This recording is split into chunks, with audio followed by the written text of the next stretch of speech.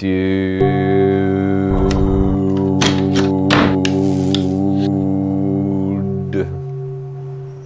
you are getting well.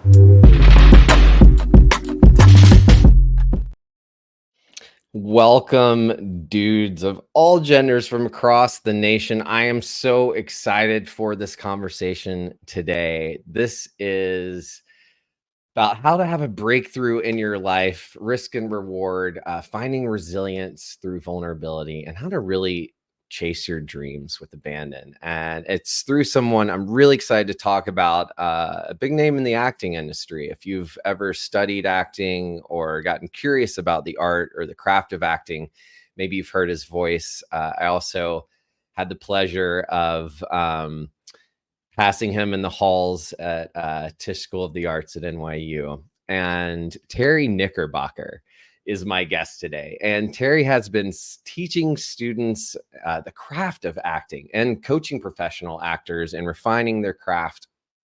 And he's worked with actors of really big names from different theater and television productions from all over the world. And he's the founder and studio director of Terry Knickerbocker Studios in New York City. Welcome, Terry. Thank you so much, Ben. I enjoyed your video surfing dude thing. That was great. And thanks for that nice introduction. I want to just correct, we are in New York City technically, but we like the fact that we're in Brooklyn. So most acting studios in New York are in Manhattan, and we like Brooklyn has a bit of a different energy. Yeah. Ooh, I like that. Thank you. Yeah. Brooklyn in the house. Yeah. I spent a decade of my life there. Where in Brooklyn are you? We're in Sunset Park at a place called Industry City, which were these old factory warehouses, and now is a real kind of industrial chic campus. Like one stop on the express from Atlantic Barclay, downtown Brooklyn. Wow. Well, that sounds really accessible and also like a beautiful place. If you've never been to Sunset Park, that's one of my favorite places to go when I was living in New York. Yeah. I used to run around the cemetery there. Greenwood. The hills. Yeah.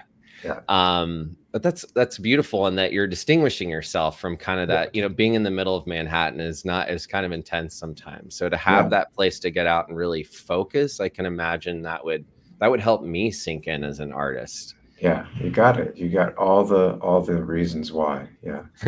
Beautiful. Well, Terry, I can't help but see the guitars in your background. As a fellow musician, I had no idea you've got a love and knack for music, and especially around guitar, huh? Yes. Well, my parents really planted the seed. My mom was a former, she was training to be a concert pianist. She ended up becoming an attorney.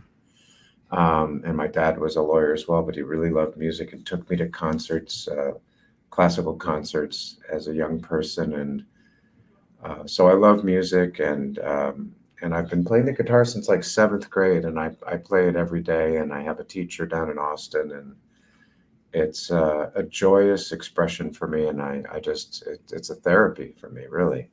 Yeah. Music is medicine for me. I feel you there. Is that a banjo? No, it's not a banjo. I have a Fender Telecaster. It's on the back. That's a resonator guitar. That's like a steel guitar. Nice. That you often play with a slide. That's right. Yeah. Those are beautiful. I just had a big songwriter circle here at my house, a lot of former Nashville people and Woodstock people. And so it's just like right there for me that you're doing that. And it's, I think it's really beautiful. I'm noting this too, right at the top. Obviously it's visual for me, but there's like, if you can't see this, Terry has 4 guitars on one side of him, and I'm really experiencing the stage with the curtain beside you. And you seem like someone who you do what you love. And my whole passion in the world is do what you love. And I help other people do the same, because I believe doing what you love is part of self-care. And you only live once, so why do anything else? But I see that it's rare today, especially in, let's say, if we were to qualify it in men of a certain age, that we're taught like to do something very different and to choose a very different lifestyle. And I'm curious, where you felt like permission to do all these things that you love, like pursuing acting, playing music. Like these are not necessarily secure traditionally businesses to go into. Well, the So music's definitely a hobby for sure. yeah, Like what that, gave like you the support to be able to support to go after these things?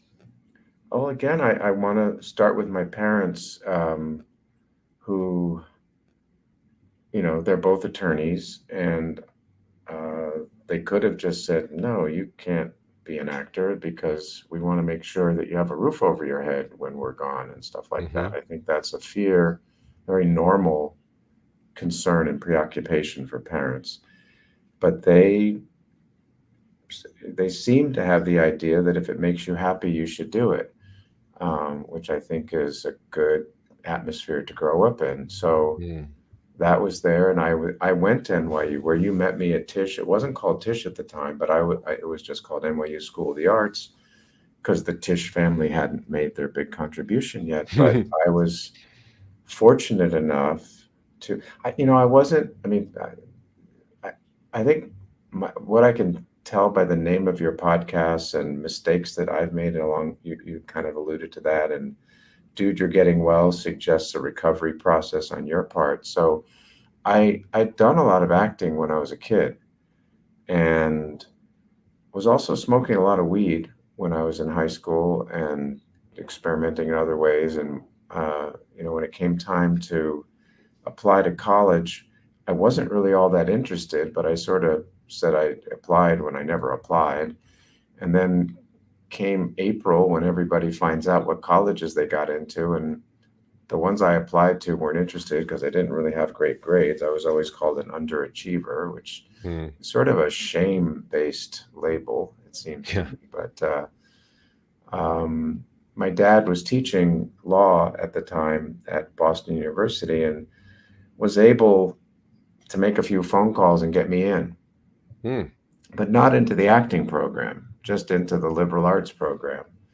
So I went there sort of under protest, and was going to be a French major because I spoke French pretty well. And I was like, okay, maybe I'll become a diplomat or something. I really didn't have a vision Oh wow. for what I My mother wanted. is a French teacher. We Yeah, had that in common.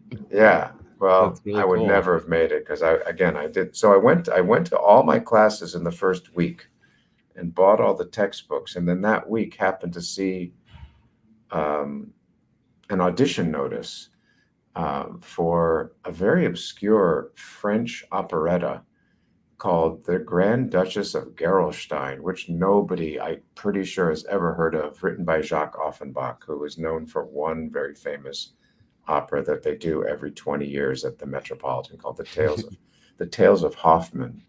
So Hmm. I went and auditioned because I'd done a lot of musicals growing up, and I'd always been in the chorus of things, and had done West Side Story in my senior year of high school, and I loved music, as I said, and got in. I was in the chorus. I played a soldier, and it was being done by a club at BU, not their acting program, like just an amateur club. Because in Boston, I don't know if you know, Boston, Cambridge, Gilbert and Sullivan is a huge subculture. Gilbert and Sullivan mean like the Pirates of Penzance and HMS Pinafore and all that. Like they're just so into it. And Harvard has a That's neat. club, MIT had a club, and BU had a club. So I found a home at this place and Mm. was in several plays that they put on, this operetta, but then a lot of Gilbert and Sullivan to Harvard. Meanwhile, I wasn't going to any classes at BU. And, I'd have to rush home to intercept the mail when the grades were going to come in, which would say that I either was getting incompletes or Fs, to make sure my parents didn't know. And they'd say, how's school? And I'd say, oh, it's great, and then they'd come to my productions, but they thought I was in school. And at the end of the year, my dad said, BU just called. They said, you haven't been to any classes this year. And I said, oopsie, yeah, that's right. And so they kicked me out. Not my parents kicked me out, but BU kicked me Uh-huh. out. And for a couple of years, I just did a lot of theater in Boston and had jobs, like gigs, working at record stores and stuff like that. Until I went like, oh, I better learn how to do this because I was just winging it. and applied to NYU and got in and went there. And really, at that point, with my parents' blessing, which they gave me a second chance, Mm, which was nice. I sort of blew the first chance. So this idea of redemption is near and dear to my heart. mm, That folks should get second chances, because I needed a second chance, at least for sure, and really fell in love at NYU and fell in love with acting, and very much my parents' support of that was instrumental. mm. Thank you And for for sharing that and story. forgiveness, their forgiveness as well. Yeah, that's a beautiful story of redemption and resilience. I mean, Yeah, to keep pursuing that on your behalf, that took some courage as well, and yeah, forgiveness. That something I don't hear many stories about. That parents really, it's not a cheap place to go to school either, and that their sacrifice, and yeah. that your parents must really have cared. So having that, and I heard you had some community and support even at BU, I did. Yeah, so that the community that you had, some of the pillars in your life, like having that stability, getting a second chance, all those yeah, things made it possible, yeah. and you pursued it. What was the moment where you knew, this is it, I'm gonna I do think it this? was happening in Cambridge. I think it was. I Mm, think it happened. I mean, if I think back to that, because I'd done theater on and off in grade school, middle school, and didn't do it so much in high school, but then auditioned for West Side Story. And I really wanted the part. I don't know. There's a part, one of the Jets. I'm just going to divert for a second, because it's a funny moment of pain. okay, great. Glad I can laugh about it now, but I wanted the part of action. Action is like Riff, who's the leader of the Jets, like number two guy, Mhm. um, who does the song "Boy, Boy, Crazy Boy, Oh, Get yeah. Cool Boy." I wanted that part a lot. And Mrs. Phyllis Gunyon, the late Phyllis Gunyon, who was the head of drama at the school I went to in Rhode Island. I went to a boarding school, a Quaker boarding school in Rhode Island Wow. called Moses Brown in Providence. It was between me and Andrew Friedman. We both were up for that part. And the final callback was we had to walk across the stage. And based on our walk, Mrs. Gunyon was going to decide who got to play action. So Andrew walked and I walked. I didn't know what the hell I was doing. And Andrew got the part. And I was so upset about that. So the booby prize, or the part I got, because I still got to be in it, was another Jet uh, named Big Deal, ironically enough, was his name, who got like one verse in the Officer Krupke song. Yeah. Um, and I also did a lot of backup singing for the guy who played Tony, in all of his songs. But I was like, God damn it. Because Andrew, of course, never turned out to be an actor. He became an insurance guy or something. I don't know, Andrew. Are Right. you out there? Get in touch, Andrew. Reach And out to us, Andrew. acting became my life. So I was like, God almighty, Mrs. Gunyon, what was that about? But of course, everything that happens, as Dostoevsky says, or as Nietzsche says, sorry, what doesn't kill you makes you stronger. So that was all grist for the mill. But that was weird. But I think I knew then, in retrospect, that's why I didn't go to my French classes. Mm, That's why when I got to BU, that's why I didn't want to apply for college, because it didn't feel like the path I wanted to be on. Not that I even knew I wanted a path yet. yeah. I think Um, it's so important that you say that too, because so many of us, I believe, I see people trying to force themselves to do something because they think it's what they should be doing. And they're like, why isn't this moving forward? And to be able to discover that, especially at that age, is so wonderful. And I can't help but notice, in a moment of rejection, the clarity came, and that often becomes. I had a moment like that my senior year of high school, where I finally quit the soccer team, went for the musical because I know I was going to NYU, and yeah. it's like up for the lead, and I got the worst role Mm, possible. And there's those times when you learn to take that personally or not. But I wonder if there's something you learned there that kind of helped drive you forward, or that we might all be able to learn from rejection. I mean, if someone who coaches actors on all levels. And often when I've spoken to people who are Hollywood actors or in major motion pictures and TV, some of them I've spoken to say when they get those big roles, it's still terrifying because they feel like they have more to lose. And they're still dealing with Absolutely. themselves on that level, and if not amplified at that point. It doesn't go away from what I can tell. And I deal with a lot of A-list Hollywood folks, Broadway folks. Yeah.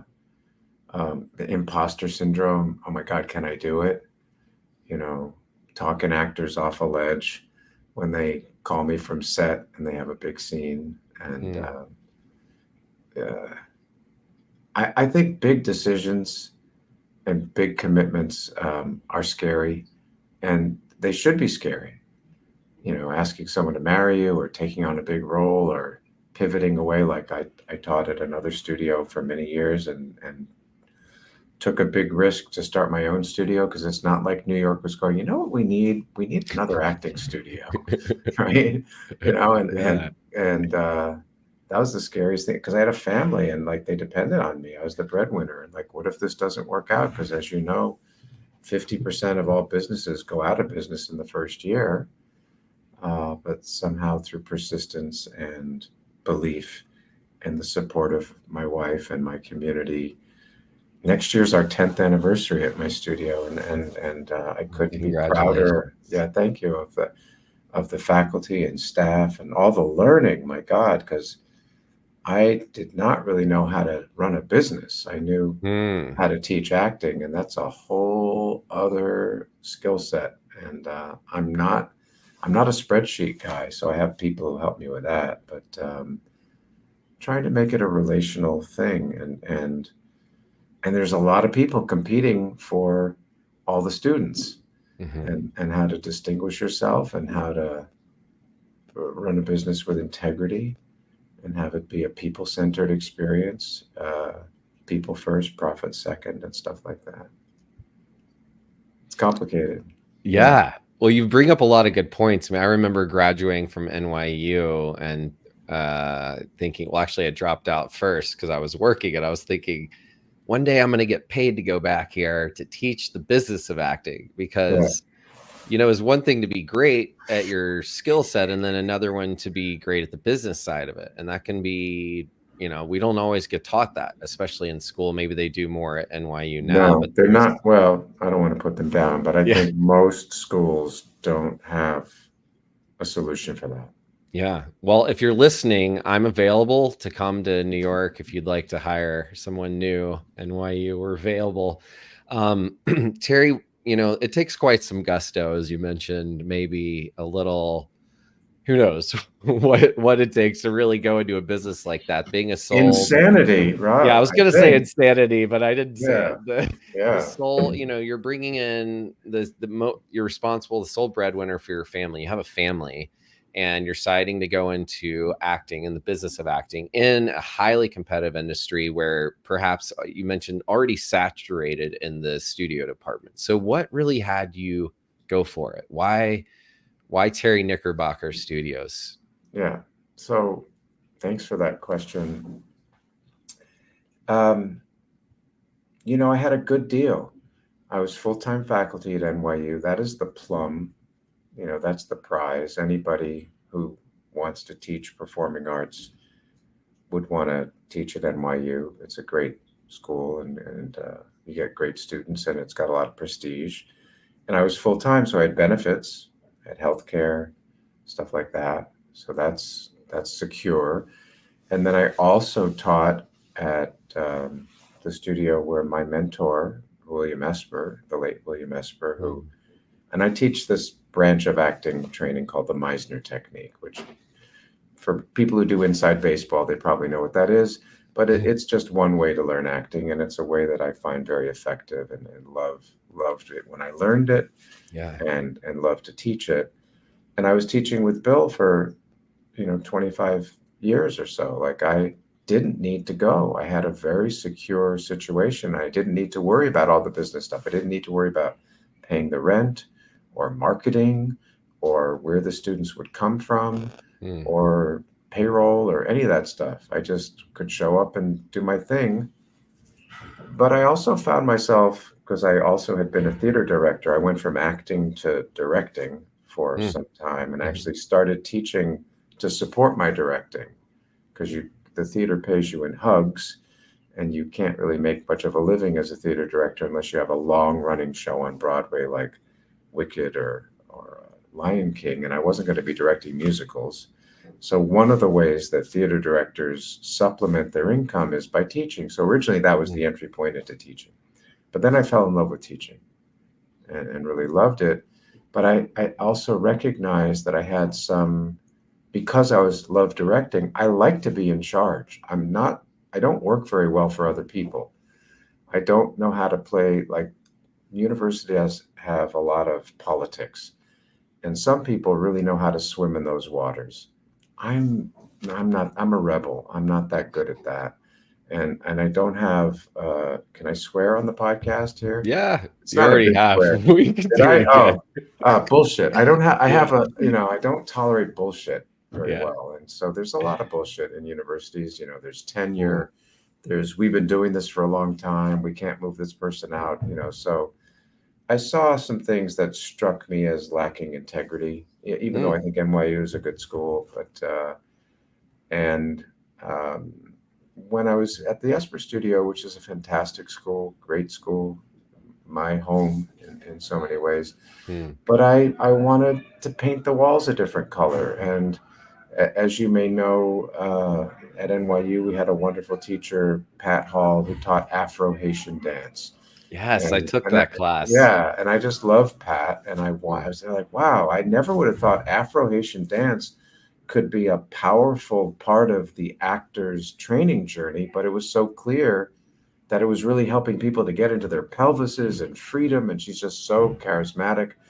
So I was there like, mhm, wow, it'd be great to have Afro Haitian dance, and I think I mentioned it to Bill while he was alive, and he was there like, I don't really see it, which is his prerogative. His name was on the door. So I saw that I had some curricular mm, divergence from him and some design convergence and just maybe some other values that he had his values and I had mine and they were different. So I either had to make a compromise, which you're always doing, and kind of go, well, it's good enough, or let this little pebble in my shoe kind of wear on me. And it really profoundly spoke to me as soon as my son was born, or very mm, shortly thereafter, in 2013, because I recognized that I did not want to model for him some version of settling. That was not that didn't have the integrity of what I actually believe. mm, That you have to settle. That it's really about going for it, even if it fails. And so he, unknowing to him, he didn't know that he did that, but he was the instigator for my going, I have to take this chance, even if it fails, mm, and make something that is fully constructed and curated in alignment with what I believe in, that is divergent from the people I've been working with up to then. So mm. that was a big chance and exciting and terrifying, terrifying, Yeah. um, and so worth it. Mm. Well, congratulations on doing that and that you're about to celebrate your 10 years. That's a big deal. I really appreciate you taking us through the journey of what that's like and your honesty about like knowing how you work and what environments support you and don't, and that you've really, if you don't see it, you went and created what you needed. Yeah.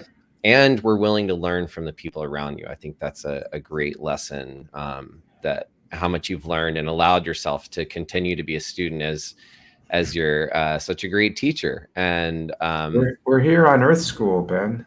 yeah, You know?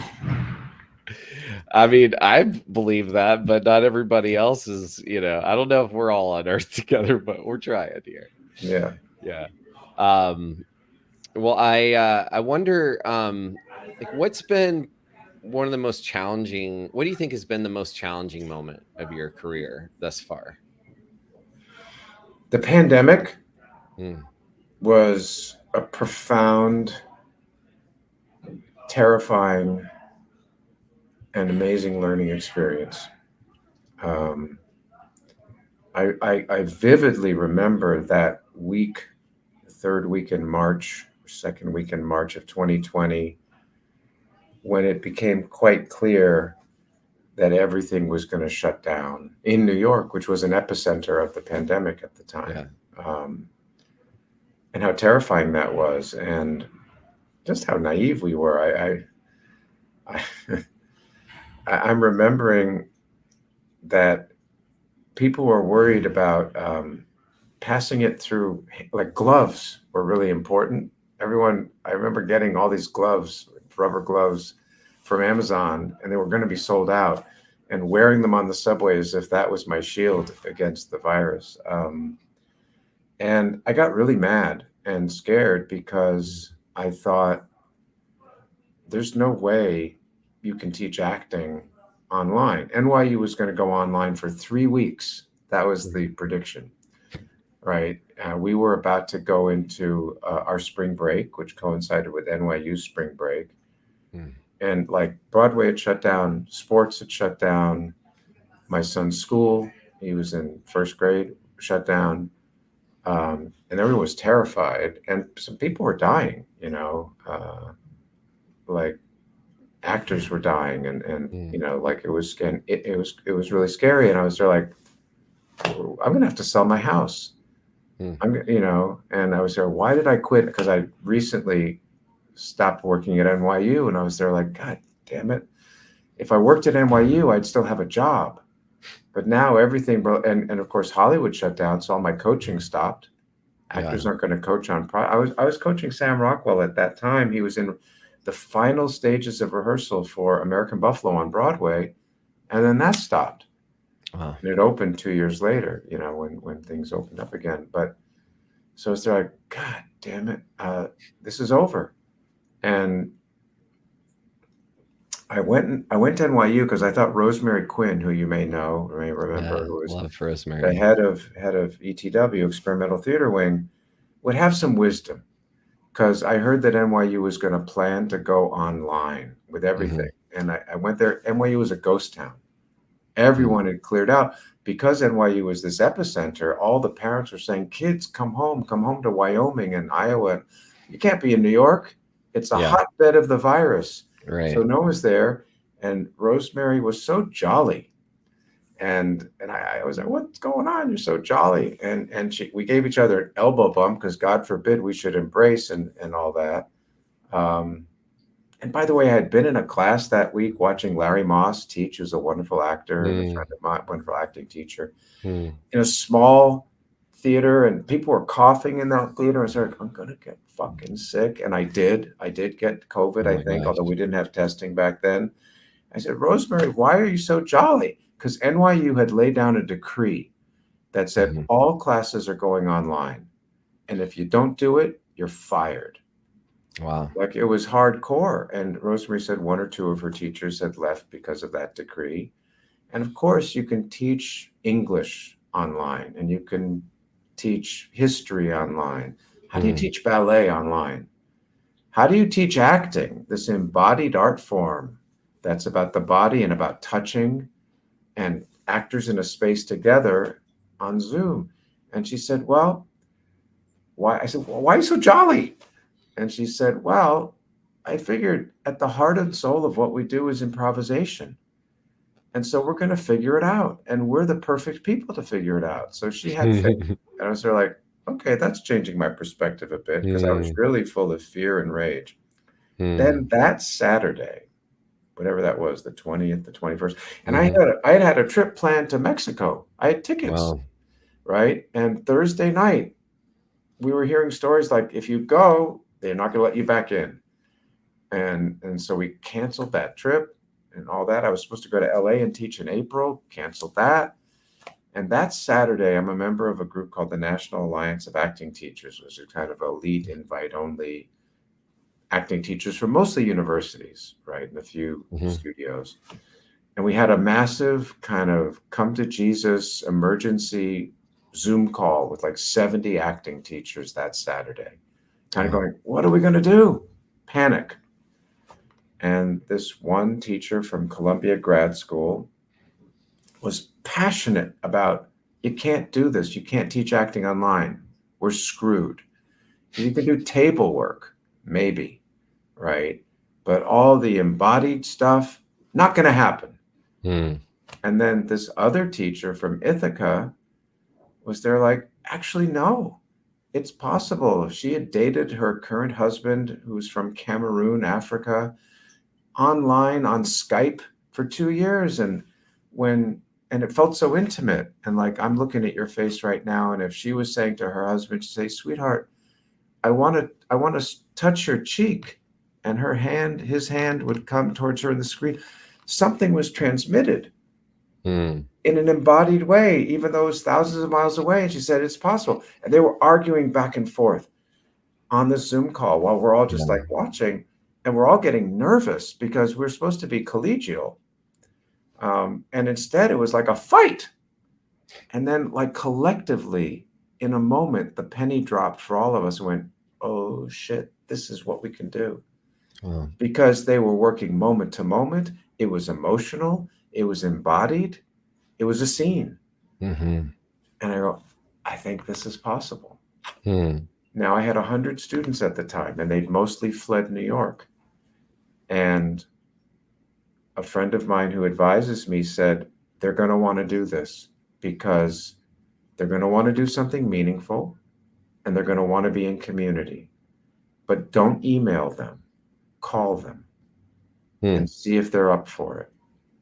So I made 100 phone calls that week to every one of my students, most of whom were scared and doubtful and suspicious. Mm.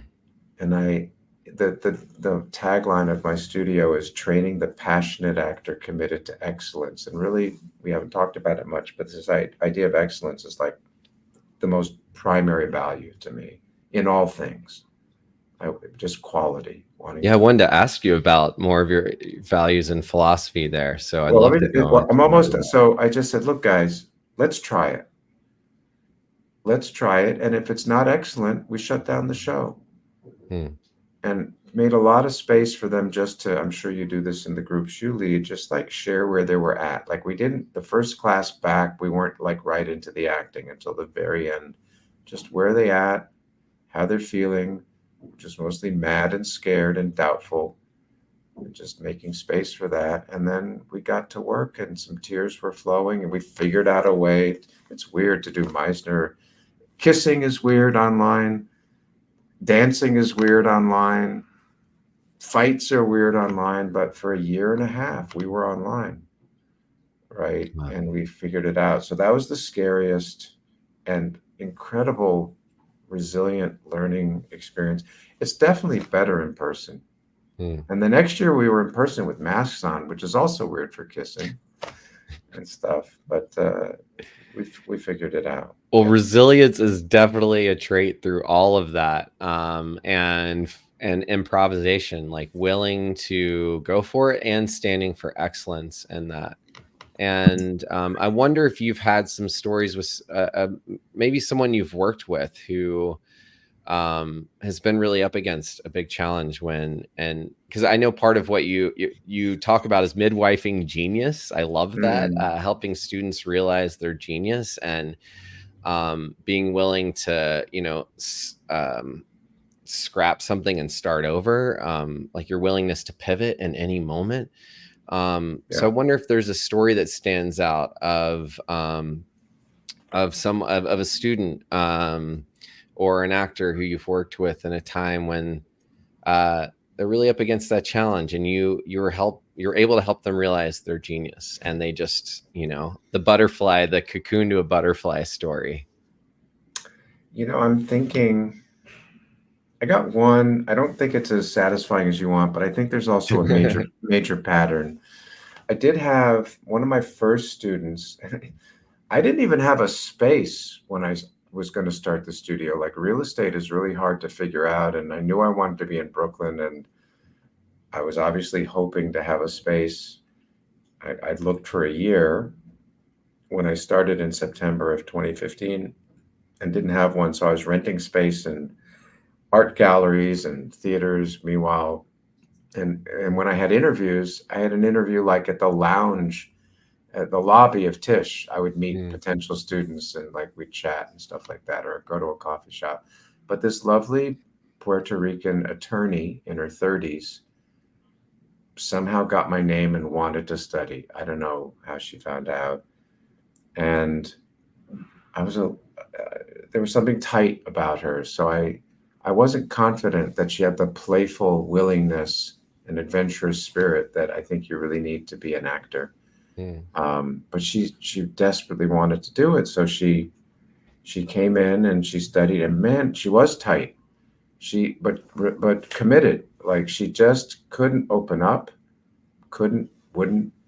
Um, but she was dogged and kept showing up. And I had my doubts. I was there like, I don't know, because she really had a rigid thing that came from being in school, being an attorney, just like being by the book, being all left brain, no instinct, no impulse, no play, no opening up, tight, tight, tight, tight, tight. But something started to happen through her going, because we try and do a conservatory training to kind of map an analog to what you do at Yale or Juilliard or NYU. So it's not just acting with movement and voice and Alexander and stage combat and neutral mask and all kinds of clown. Really great to be a clown, to Mm. do clown work. And somewhere we started in September, and somewhere around January, something started to open. It was like just that persistence, the little engine that could. And man, did she blossom. She just exploded. And it was so, I'm getting chills just thinking about her. Her name's Aralise Rosado. And God, I respect that woman, and so grateful to have been in that midwifing process, because that baby did not want to come. But that was cool. So Well, that's one thing. But I also want to say that an acting class is a terrifying place to be mm. for everybody, because the elephant in the room, I would say, of any acting class is, what if I'm fooling myself? What if I don't make it? What Mm. if this is all just a joke? And that is in our culture. Mhm. I'm sure you recognize this. Actors, artists for sure, are a population who, if friends see them after maybe some time, they haven't met each other for a while, like a year or two or three, the friend will often say the following: "Hey, good to see you. Are you still acting?" You don't say that to a dentist, right? Because No, there's no, an no. implication that at some point you're going to fail, and then you'll wake up and you'll give up this childish, foolish pursuit, because everyone knows actors become starving actors, Mm. right? And half the waiters who are middle-aged are actors, but they don't act, and they haven't worked, and they haven't figured out a way to make it because there are too many actors and not enough jobs. So it's a terrifying thing in every class. So it's such a brave thing to even become an actor. Mm. And at NYU, when I was there, nobody, as a student, nobody was a double major. Now I think 80%, if not more, of the students at Tisch School of the Arts in undergrad acting are double majors, which is all Wow. about, some of it's about interest. Like, oh, I'm actually interested in sociology too, or chemistry or whatever.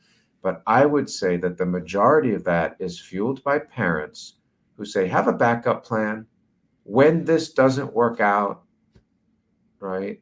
Mm. So just to come is a big deal. And acting classes, as you know, you have to open up, and everybody has defenses. That's Mm. natural. You need defenses. But to be a really good actor, you have to have a way of stripping that armor, removing it, not stripping it, but just saying, for now, I'm naked emotionally, and do it to me. Mm. So there's a skill building part of learning how to act, but there's also a huge unlearning of maladaptive habits that don't help you to be free. Things we had when we were young, like Yeah. two or three, when we Yeah. were free, and then no one told us no. So I see so many actors inhibited by their own defensiveness all the time, and they don't go as far, and they ultimately don't make it, they don't become it because they're not willing to pay the price of sacrificing something for getting something, which they say they want, but they don't go for. Wow. I really, really appreciate that about going for it, going all the way, like making the sacrifice. And I'm just thinking about there. I laughed because I feel like there's so many people, many times in my life included, where I've been so defensive that I'm blocking my own self from just going for the very thing. And when I heard you talk about the story of that woman opening up from tight to just, completely freed, I wonder, what all of us humans today might be able to learn from some of this, like the lessons that we have to take away from these very things that acting can teach us, like the places where we're defensive in our own lives or where we've tightened up and we just don't know how. What I hear you really talking about is being willing to and putting yourself in a safe space where you can be vulnerable and allow others to contribute to you. But I wonder, from your, decades of being inside of these conversations, like, what do you notice some of the themes here that kind of also apply to everyday life? Well, I think you said it at the beginning, and you used the phrase safe space, and one of the, I think it was after your time, but there was a wonderful chair in the drama department several years ago named Ruben Polendo, who used the phrase brave space. I like that more. And yes. Thinking of education as a place to foster resilience rather than fragility. But you said it at the top of our conversation about if you do what you love, and that you said not a lot of people, especially men, although I don't think of it in a gendered way, have that value. And sometimes when I talk to a potential student and we do you can't just sign up for a class here. We want to have a relational kind of conversation to see if this could be right. Because maybe it's not a good fit, right? Sometimes I ask students to think of their last day on earth. So how old are you going to be, first of all? Well, you know when your birthday is, so what's your death day? And how old are you? And tell me about that day. Did you have a good life in your best scenario? And were you an actor? Right? And if you were an actor, what do you want to say about what you did? And what do you want people to say about what you did? And having some relationship to a difference between resume virtues and like I was the CEO of this, or like and more like value virtues, and something about what Frederick Buchner would call a worthy life. And what was a worthy life? And a worthy life, according to him, is when your great gladness, your zone of genius, the thing you would do even if you weren't paid for it, somehow aligns with the world's great hunger, which has to do with having an impact on the world. So I think the best way to live life is to, in your work process, because there's also family and there's also community. I think there are several spheres we need to function in, is to find the thing you love, that you feel called to. And the word vocation comes from the Latin derivative for a calling, the voice, vocal, vocation. And then what is that? And to listen for that sound or that impulse in you, which obviously in the story about BU and not wanting to apply, and then like something was calling me about theater and that world. And I followed that voice, even though it's a scary thing to do. And there's a Spoon River. We work with Spoon River Anthology, these poems by Edgar Lee Masters. And there's a guy named Fiddler Jones who talks about what a great life he had. And he says, if you're called to fiddle, then fiddle you must. And he didn't make a lot of money, but he ended up with a worn out fiddle and a broken laugh and 1,000 memories and not a single regret. And I think it's also useful to think about what regrets you don't want to have. Starting my studio was so I wouldn't regret something with my son. So I think it's really worth it to think about what you need to do, not, obviously get the needs met in terms of food, clothing, shelter, access to medical care. You got to have that before you can dream. But so much is possible.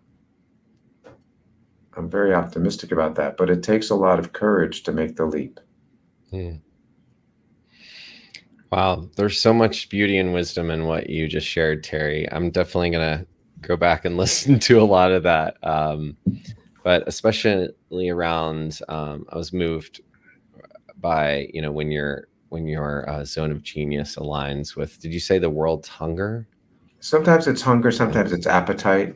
Yeah, the Yeah, appetite. Yeah. yeah, And the vocation and your calling and no regrets. yeah, And the exercise of thinking about the last day of your life. I'm going to take that with me for a long time and share that. It's really beautiful. And I don't think it's something we spend much time in this culture talking about.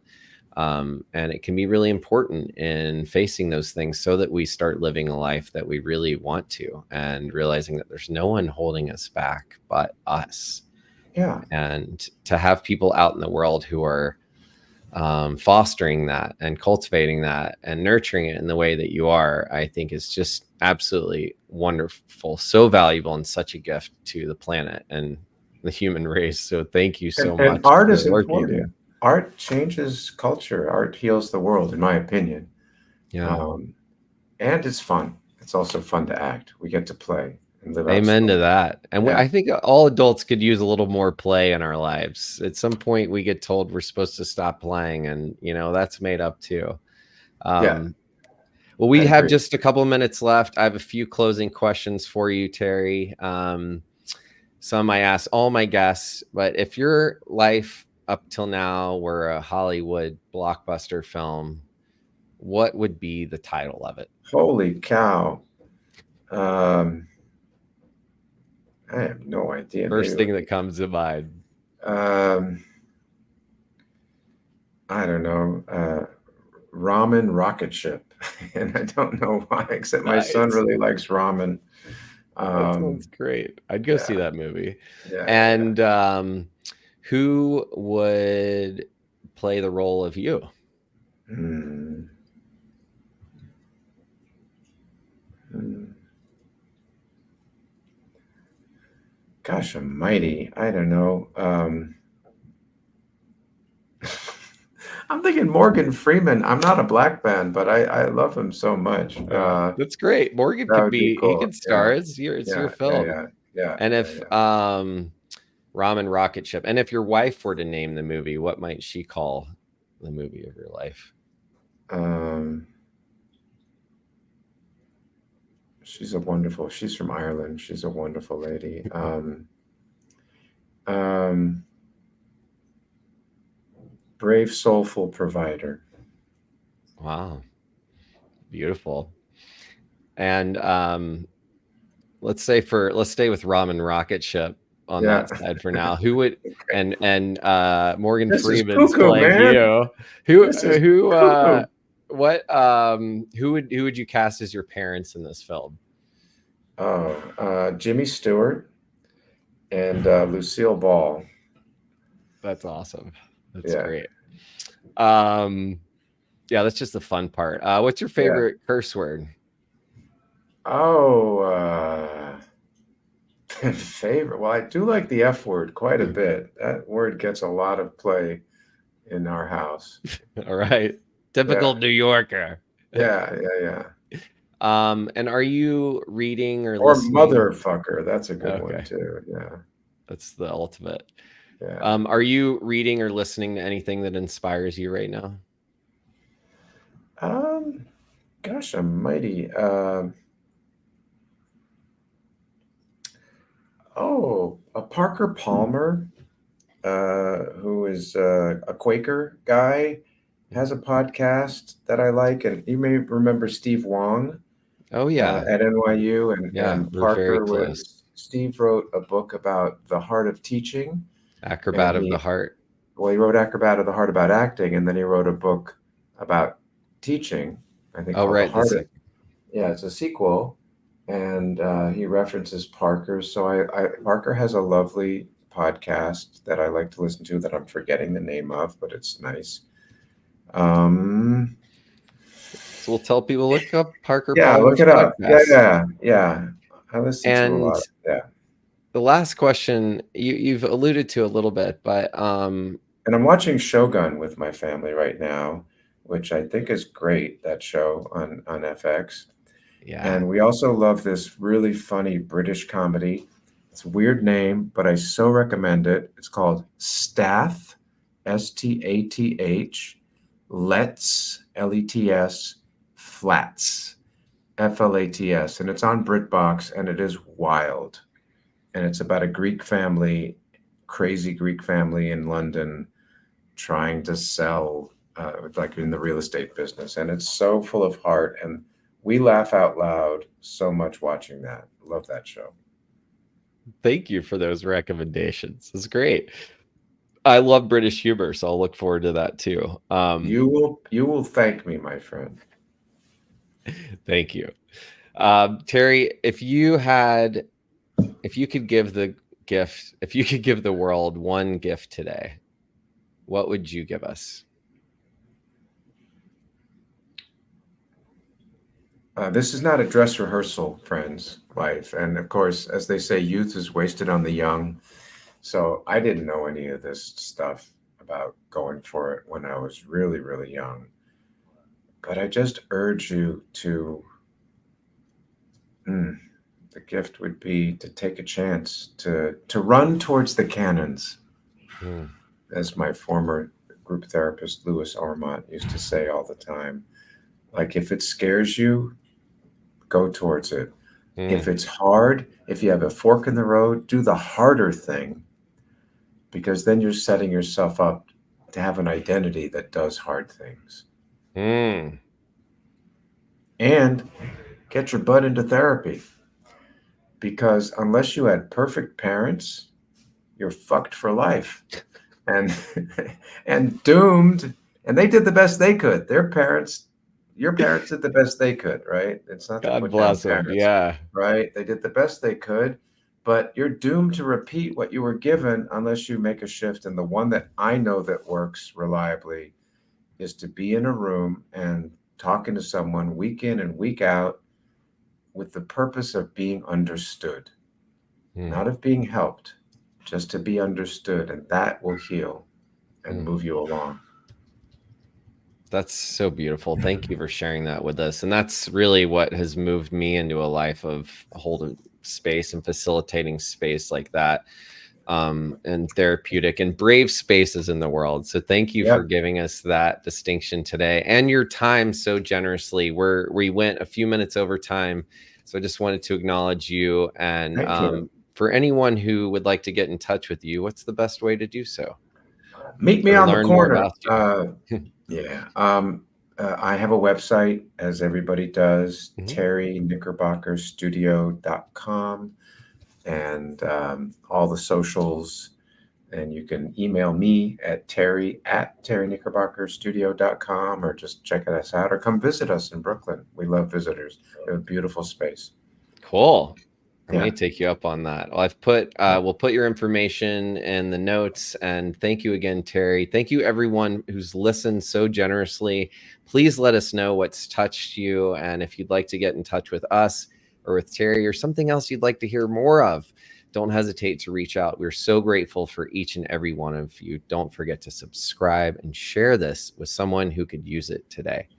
Terry, have a beautiful day. Dude, You you're too. getting well. Thank you. That's good. Have a great day.